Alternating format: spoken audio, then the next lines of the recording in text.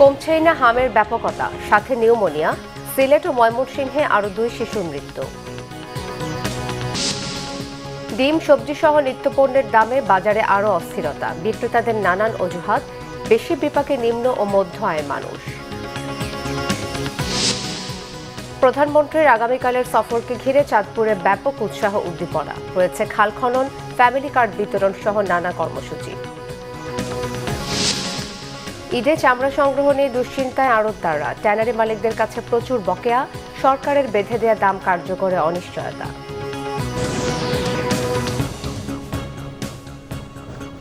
দেখছিলেন crown cement সংবাদ শিরোনাম, এবারে বিস্তারিত। হামে সিলেট ও ময়মনসিংহে আরও 2 শিশুর মৃত্যু হয়েছে। হাম আক্রান্ত 99% শিশু সুস্থ হলেও হামজনিত নিউমোনিয়ায় আক্রান্ত 80% শিশুই মারা যাচ্ছে বলে জানিয়েছেন বিশেষজ্ঞরা। শিশু মৃত্যুর এই উচ্চ হারের পেছনে অপুষ্টির পাশাপাশি চিকিৎসায় বিলম্বকে কারণ বলেই তারা মনে করছেন। দেশজুড়ে হাসপাতালগুলোতে হাম কর্নার করার পরামর্শ তাদের। হামজনিত নিউমোনিয়া নিয়ে রাজধানীতে এক সংবাদ সম্মেলনে বক্ষব্যাধি বিশেষজ্ঞরা এসব কথা জানান। নাবিল জাহাঙ্গীরের রিপোর্ট। হামের প্রাদুর্ভাব নিয়ন্ত্রণের ব্যাপক প্রচেষ্টার মধ্যেও শিশু মৃত্যু থামছেই না। প্রতিদিনই দেশের বিভিন্ন প্রান্ত থেকে শিশুদের নিয়ে চিকিৎসার জন্য রাজধানীর হাসপাতালগুলোতে ছুটছেন অভিভাবকরা। বিশেষজ্ঞরা বলছেন, হাম অতি দ্রুত সংক্রমিত হলেও 99% রোগী সম্পূর্ণভাবে সুস্থ হয়ে ওঠে। তবে অপুষ্টি হামের জটিলতাকে বাড়িয়ে দেয়। চিকিৎসার বিলম্বের কারণে ঝুঁকিতে পড়ে যায় শিশুরা। দেশের প্রত্যন্ত অঞ্চলে উপজেলা, জেলা এবং বিভাগীয় পর্যায়ে স্বাস্থ্যকেন্দ্রগুলোতে ফিভার কর্নার স্থাপনের মাধ্যমে হাম প্রবণ এলাকা চিহ্নিত করা এবং প্রয়োজনীয় স্বাস্থ্যকর্মীর উপস্থিতি নিশ্চিত করা।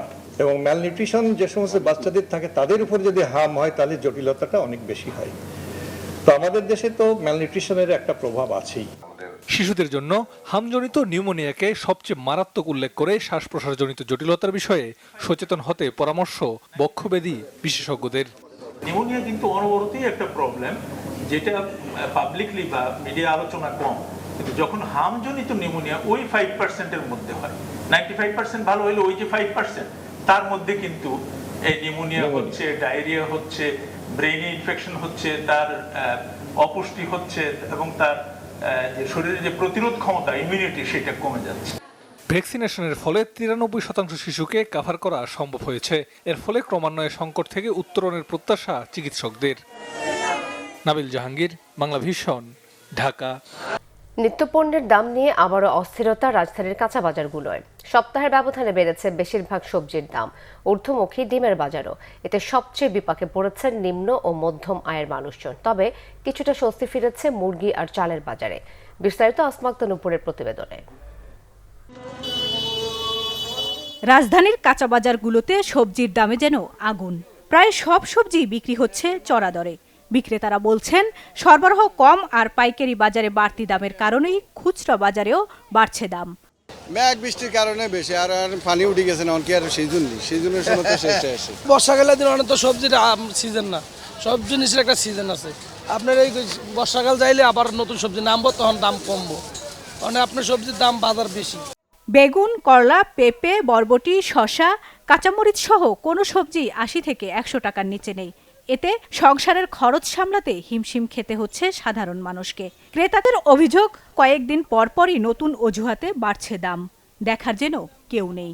মিডিয়ার মাধ্যমে এটা প্রচার করা উচিত, এদের কেনা কত, বিক্রি করে কত, এটাই কেউ দেখে না। কিন্তু এরা বলে এটা 100 টাকা, 100 টাকাই দাম চায়। দামাদামি করছি, অনেক কিছুর দাম বেশি। পেঁপে 500 টাকা পাল্লা, 1 কেজি পেঁপের দাম 100 টাকা। উস্তা হলো আমরা করলা 100 টাকা। 20 টাকার ধন্যবাদ একটা দেয়। এরপর মনে করেন কিছু তরকারি কেনার মতন না, সব তরকারি মেলা দাম হয়ে যায়। আমরা গরিব মানুষ কি খেয়ে বাঁচবো? বিশেষ করে আদা, রসুন ও পেঁয়াজের দাম বাড়ায় বাড়তি চাপ পড়ছে রান্নাঘরের বাজেটে। নতুন করে অস্থির হয়ে উঠেছে ডিমের বাজারও। লাল ডিম প্রতি হালি বিক্রি হচ্ছে 48 টাকায়, আর সাদা ডিম 44 টাকায়। কোথাও কোথাও ডজন প্রতি দাম উঠেছে 140 থেকে 150 টাকা পর্যন্ত। খুচরা বিক্রেতারা বলছেন, কোরবানির ঈদ সামনে রেখে ডিমের চাহিদা বাড়তে পারে এমন আশঙ্কা থেকেই আগেভাগে দাম বাড়িয়েছে একটি সিন্ডিকেট। ডিমের দামটা বাড়ছে ওই যে তেলের কারণে, প্রথমত বাড়ার কারণ ওইটাই দেখা যাচ্ছে। এখন বলতেছে বৃষ্টির কারণ, বন্যা বৃষ্টি, খামারের হচ্ছে না, মানে মুরগি থাকতেছে না, মারা যাচ্ছে, এই কারণে ডিমের দামটা বাড়ছে। স্বস্তি নেই ভোজ্য তেলের বাজারেও। 950 টাকার 5 লিটার সয়াবিন তেল এখন বিক্রি হচ্ছে 970 টাকায়। 1 লিটার তেলে 5 লিটার 4 টাকা বেড়েছে। আগে 5 লিটার তেল ছিল 950 টাকা এবং 55 টাকা, এখন 5 লিটার তেল 970 এবং 975। তবে কিছুটা স্বস্তি ব্রয়লার ও সোনালী মুরগির বাজারে। পাশাপাশি নতুন চাল বাজারে আসায় চালের দামও কিছুটা কমেছে। 28 আগে ছিল 52-53, এখন 48-50 টাকা চলতেছে। এখন বাজার মোটামুটি স্থিতিশীল আছে, যেহেতু নতুন মৌসুম উঠছে, বাজার মোটামুটি ঠান্ডাই আছে। মোটামুটি স্থিতিশীল মাছের বাজারও। তবে সরকার বাজার নিয়ন্ত্রণে কার্যকর পদক্ষেপ না নিলে সামনে পরিস্থিতি আরও কঠিন হওয়ার শঙ্কা সাধারণ মানুষের। আসমা আক্তার নূপুর, বাংলা ভিশন, ঢাকা। দীর্ঘ 22 বছর পর কাল চাঁদপুর সফরে যাচ্ছেন প্রধানমন্ত্রী ও বিএনপির চেয়ারম্যান তারেক রহমান। খাল খনন কর্মসূচির উদ্বোধনের পাশাপাশি ফ্যামিলি কার্ড বিতরণ অনুষ্ঠানেও অংশ নেবেন তিনি। প্রধানমন্ত্রীর সফর ঘিরে পুরো জেলায় নিরাপত্তা সহ নানা প্রস্তুতি নেওয়া হয়েছে। রাজনৈতিক নেতাকর্মী ও সাধারণ মানুষের মাঝে দেখা যাচ্ছে ব্যাপক উৎসাহ উদ্দীপনা। চাঁদপুর থেকে রহিম বাদশার পাঠানো তথ্য ছবিতে নাজমুল নিশানের ডেস্ক রিপোর্ট। নদী, ইলিশ ও প্রাকৃতিক সৌন্দর্যের ভরপুর হলেও দীর্ঘদিন ধরে নানা সমস্যায় পিছিয়ে চাঁদপুর জেলাটি। নদী ভাঙন থেকে শুরু করে শিক্ষা খাত সহ নানা সমস্যাও রয়েছে। অনেক আগে থেকে জেলায় একটি ইপিজেড ও অর্থনৈতিক অঞ্চল প্রতিষ্ঠা দাবি করে আসছিলেন জেলাবাসী। এমন পরিস্থিতিতে দীর্ঘ 22 বছর পর প্রধানমন্ত্রী তারেক রহমানের সফর ঘিরে নতুন আশায় বুক বেঁধেছেন জেলার মানুষ। খালে দিয়া ধান আসতো, ধান নিত, ইট বালু নিত, বড় বড় ট্রলার চলাচল করতো। কিন্তু আমরা 25 বছর পর থেকে এই পর্যন্ত দেখতেছি খালটা পুরো ভরাট হয়ে গেছে। খালটা দিয়ে চলাচল আগের মতন নাই, মানুষ চলাচল করতে পারে না, দুই সাইডে দিয়ে চাপাচাপি হয়ে গেছে। যদি চাঁদপুরে শিল্প কলকারখানা হয় বা ইপিজেড হয়, তাহলে আমরা ঢাকামুখী না হয়ে চাঁদপুরে নিজেরা নিজেদের কর্মসংস্থানের ব্যবস্থা করতে পারবো। এটুকুই প্রধানমন্ত্রীর কাছে আসলে চাওয়া আমাদের। শনিবার সকালে চাঁদপুরের উদ্দেশ্যে রওনা হবেন প্রধানমন্ত্রী। এদিন দুপুর 12:30টায় শাহরাস্তি উপজেলার টামটা দক্ষিণ ইউনিয়নের ওয়ারুক বাজার এলাকায় উদ্বোধন করবেন খাল খনন কর্মসূচির। পরে সদর উপজেলা শাহ মাহমুদপুর ইউনিয়নের কুমারডুগি গ্রামে ঘোষের হাট সংলগ্ন বিশ্ব খাল খনন কাজের পুনরায় চালু করবেন। এরপর বিকেল 3:30টায় প্রধানমন্ত্রী যোগ দিবেন চাঁদপুর সরকারি কলেজ মাঠে ফ্যামিলি কার্ড বিতরণ অনুষ্ঠানে। চাঁদপুর ক্লাবে জেলা বিএনপির সাংগঠনিক সভায় অংশ নেবেন বিকেল 5টার দিকে। চাঁদপুরের একটা ঐতিহ্য আছে, সেখানে নদী বন্দর আছে, সেখানে রেল যোগাযোগ আছে এবং সাথে সাথে সড়ক যোগাযোগ আছে। তাহলে ইপিজেড করার মতো একটি উপযুক্ত জায়গা, তাতে করে চাঁদপুরের যারা আমাদের কর্মসংস্থানের পাইতে কষ্ট হতো, বিভিন্ন জেলাতে যেতে হতো, সেই যাওয়াটা আর প্রয়োজন হবে না। সম্ভাবনার এই জেলাকে একটি আধুনিক ও সমৃদ্ধ জনপদে রূপ দিতে প্রধানমন্ত্রী এই সফর গুরুত্বপূর্ণ ভূমিকা রাখবে বলে আশা চাঁদপুরবাসীর। Bangla vision news desk. চাকরিতে পুনর্বহাল ও ক্ষতিপূরণের দাবিতে রাজধানীর শাহবাগে মানববন্ধন করেছে চাকরিচ্যুত বিডিআর সদস্যরা। শুক্রবার দুপুরে বিডিআর কল্যাণ পরিষদের ব্যানারে এই মানববন্ধন হয়।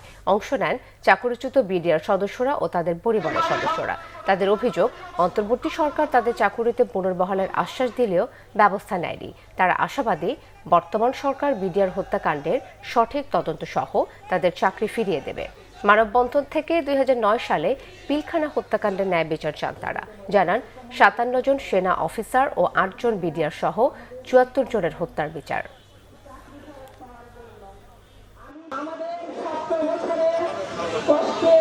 অবস্থান যেন অতি সহায়তা করেন আমাদের নির্যাতিত পরিবারের দিকে, যেন আমাদের প্রধানমন্ত্রী তাকে আমাদেরকে সহায়তা করেন। দয়া করে আমাদেরকে রাজপথে নামাবেন না। আমরা অনুরোধ করে বলছি, আমরা মজলুম, আমরা নিরুপায়, আমরা ষড়যন্ত্রের শিকার। জনাব প্রধানমন্ত্রী তারেক রহমান স্যার এবং বাংলাদেশের সেনাপ্রধান জনাব ওয়াকারুজ্জামান স্যার, প্লিজ আপনারা দুইজন সদয় হয়ে আসুন। বিচারের দাবি মেনে নেওয়া না হলে বাংলাদেশের আপন জনগণকে নিয়ে আমরা রাজপথে নামবো। কোথায় সংসদ আছে, কোথায় আইন আছে, কোথায় নিয়ম আছে, কোথায় মানবাধিকার আছে, আমরা সেটা দেখে দেবো ইনশাআল্লাহ। স্কেটিং খেলার উন্নয়নে সরকার সব ধরনের সহযোগিতা করতে প্রস্তুত জানিয়েছেন যুব ও ক্রীড়া প্রতিমন্ত্রী আমিনুল হক। সকালে বাংলাদেশ রোলিং স্কেটিং কমপ্লেক্সে স্বাধীনতা দিবস বয়সভিত্তিক রোলার স্কেটিং প্রতিযোগিতায় পুরস্কার বিতরণী অনুষ্ঠানে তিনি কথা বলেন। মন্ত্রী বলেন, সব খেলাধুলায় সরকার সব ধরনের সহযোগিতা করবে। প্রতিযোগিতায় সারা দেশ থেকে আগত বিভিন্ন বয়সের মোট 652 জন খেলোয়াড় অংশগ্রহণ করে। দেশের উঠতি ক্রীড়াবিদদের উৎসাহ প্রদান এবং রোলার স্কেটিং খেলাকে জনপ্রিয় করার লক্ষ্যে এই আয়োজন বলে জানান আয়োজকরা। সকাল 10টা থেকে শুরু হয় খেলা। খেলা শেষে বিজয়ীদের হাতে পুরস্কার তুলে দেন যুব ও ক্রীড়া প্রতিমন্ত্রী আমিনুল হক। আমাদের ভবিষ্যৎ প্রজন্ম যারা এখানে উপস্থিত রয়েছে তাদেরকে কিভাবে আরো প্রমোট করা যায়, কিভাবে তাদেরকে আরো একটি সুস্থ সুন্দর পরিবেশ আমরা রোলার স্কেটিং এর জন্য দিতে পারি, সেই বিষয়গুলো নিয়ে আমরা কাজ করবো ইনশাআল্লাহ। এবং আপনাদের যদি কোনো সুযোগ সুবিধা বা কোনো কিছু প্রয়োজন থাকে আমাকে জানাবেন। আমাদের সচিব মহোদয় রয়েছেন, আমাদেরকে জানাবেন। ইনশাআল্লাহ আমরা সর্বোচ্চ গুরুত্ব দিয়ে আপনাদের সমস্যাগুলো সমাধান করার চেষ্টা করবো ইনশাআল্লাহ। ট্যানারি মালিকদের কাছে শত কোটি টাকার বকেয়া থাকায় এবারের ঈদে কাঁচা চামড়া সংগ্রহ নিয়ে দুশ্চিন্তায় আড়তদাররা। সরকার দাম বেঁধে দিলেও ব্যাংক ঋণের অর্থ থোক বরাদ্দ হিসেবে ছাড় না করলে চামড়া সংগ্রহে বিপর্যয়ের শঙ্কা ট্যানারি মালিকদের। গরম আবহাওয়া ও বৃষ্টির কারণে বিপুল পরিমাণ চামড়া নষ্টের শঙ্কাও ভাবিয়ে তুলেছে ব্যবসায়ীদের। আরও জানাচ্ছেন জিয়াউল হক সবুজ। বছরে যে পরিমাণ চামড়া সংগ্রহ হয় তার প্রায় অর্ধেকের বেশি আসে ঈদুল আজহার পশু কোরবানি থেকে। মাত্র কয়েকদিনের মধ্যেই লাখ লাখ পিস চামড়া সংগ্রহ ও সংরক্ষণ ব্যবস্থা ঘিরে চলে ব্যাপক কর্মযজ্ঞ। চামড়া সংগ্রহে বিপর্যয় এড়াতে এবার বেশ আগে ভাগেই চামড়ার সর্বনিম্ন দর ঠিক করে দিয়েছে সরকার। তবে আড়তদাররা বলছেন, নতুন দর কার্যকর করতে দরকার পর্যাপ্ত অর্থায়ন। ট্যানারিতে থাকা বকেয়া নিয়েও দুশ্চিন্তা তাদের। চামড়া কিনবেন টাকা লাগবে, লবণ কিনবেন টাকা লাগবে, গুদামজাত করতে যাবেন টাকা লাগবে, সর্বক্ষেত্রেই তো লাগবে। তা আমরা চাচ্ছি ক্যাশ, আমাদের যে আগের টাকাগুলো আছে ওর মধ্যে যদি 50% টাকাও দিয়ে দেয় আমাদের কাছে ক্যাশটা অ্যাভেলেবেল থাকবে। 110 কোটি টাকা ছিল আমাদের আগের, এই টাকাগুলো অদ্যাবধি পর্যন্ত এখন 90 থেকে 95 কোটি টাকা এখনও আমাদের পাওনা তাদের কাছে রয়ে গিয়েছে। এই টাকাগুলো যদি আমাদের কাছে চলে আসে আমার মনে হয় চামড়ার ব্যবসাও ঘুরে দাঁড়াবে এবং সারাউন্ডিং তো ঈদুল আজহার আগে যে ডিজাস্টারটা হয় বিভিন্ন ডিস্ট্রিক্টে এবং ঢাকাতেও হয়, সেগুলি হওয়ার সম্ভাবনা থাকবে না। ট্যানারি মালিকরাও বলছেন, শুধু আবহাওয়া নয়, বড় বাধা টাকার যোগান। বাংলাদেশ ব্যাংক বিজ্ঞপ্তি দিয়ে ঋণের শর্ত কিছুটা শিথিল করলেও তা খুব একটা কাজে আসবে না এমন মন্তব্য তাদের। যারা ক্লাসিফাইড তারা কিন্তু কোনোভাবেই আপনার টাকা পাবে না, এবং এই শিল্পে আপনার 85% ট্যানারি ক্লাসিফাইড হয়ে গেছে। সুতরাং নতুন ঋণ পাওয়ার ক্ষেত্রে কিন্তু এইখানে যত সার্কুলারে দেখ যে ক্লায়েন্ট এবং ব্যাংকার্সের রিলেশনের ভিত্তিতে যে টাকা দেওয়া সেটা কিন্তু আপনার হবে না। সুতরাং আমরা মনে করি যে স্পেশাল প্রজ্ঞাপন দিয়ে যাতে একটা থোক বরাদ্দ কুরবানির জন্য, চামড়া সংগ্রহের জন্য একটা থোক বরাদ্দ দেওয়া হয়, যে এটাকে কুরবানি অ্যাডভান্স বলেন বা এটা থোক বরাদ্দ বলেন, দিয়ে চামড়াটাকে যাতে আপনার সঠিক সময় নিয়ে এসে আপনার প্রসেস করতে পারে এবং এই রাষ্ট্রের তো মহামূল্যবান সম্পদটা রক্ষা করতে পারে। চামড়া সংগ্রহে সরকারের নজরদারি ও সমন্বিত সহযোগিতায় জোর না দিলে এবারও চামড়া সংগ্রহে বিপর্যয় নেমে আসতে পারে এমন শঙ্কা তাদের। জিয়াউল হক সবুজ, Bangla vision, Dhaka. Supreme court bar association নির্বাচনে বিএনপি সমর্থিত প্যানেলের জয় জয়কার। 14টি পদের বিপরীতে এই প্যানেলে জয়ী হয়েছে 13টি পদে। মাত্র একটি পদে জিতেছে জামাত সমর্থিত প্যানেল। বৃহস্পতিবার দিবাগত রাত 2টার দিকে ফলাফল ঘোষণা করেন নির্বাচন সাব কমিটির আহ্বায়ক বিচারপতি মিফতা উদ্দিন চৌধুরী। নির্বাচনে সভাপতি পদে জয়ী হয়েছেন বিএনপি সমর্থিত প্যানেলের প্রার্থী AM মাহবুব উদ্দিন খোকন এবং সাধারণ সম্পাদক নির্বাচিত হয়েছেন মোহাম্মদ আলী। সুপ্রিম কোর্ট আইনজীবী সমিতির অডিটোরিয়ামে 13 ও 14 মে ভোট গ্রহণ হয়। দুদিনব্যাপী নির্বাচনে ভোট পড়েছে 4048টি। এবারের নির্বাচনে সম্পাদক সহ মোট 14টি পদে বিএনপি, জামাত ইসলামী ও এনসিপি সমর্থিত আইনজীবীরা আলাদা প্যানেলে প্রতিদ্বন্দ্বিতা করেছেন। সংবাদ শেষ করব ক্রাউন 7 শিরোনামগুলো আরও একবার জানিয়ে।